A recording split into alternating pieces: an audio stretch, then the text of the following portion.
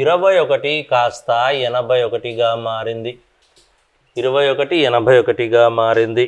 అలాంటప్పుడు 42 ఎలా మారాలి అంటాడు. ఏ ఆప్షన్ 640, అలాగే B option 648 and the C option is equals to 625 and the D option is equals to 164 అంటాడు. 164 అంటాడు. ఏదొస్తే అది రాసుకోవాలి మనం జాగ్రత్తగా. ఓకేనా? ఇది కూడా మంచి ప్రాబ్లం, ఇంపార్టెంట్. ఇవన్నీ కూడా ఇంపార్టెంటేనండి. అంటే గత సంవత్సరాలలో అడిగినటువంటి క్వశ్చన్స్ అన్నీ కూడా ఏరి మీకోసం నేను తీసుకొచ్చాను. మీరు జాగ్రత్తగా ప్రిపేర్ అయ్యి లాజిక్ గుర్తుపెట్టుకుంటే చాలు. ఓకే, సో 2181గా మారింది. 42 ఎలా మారాలి?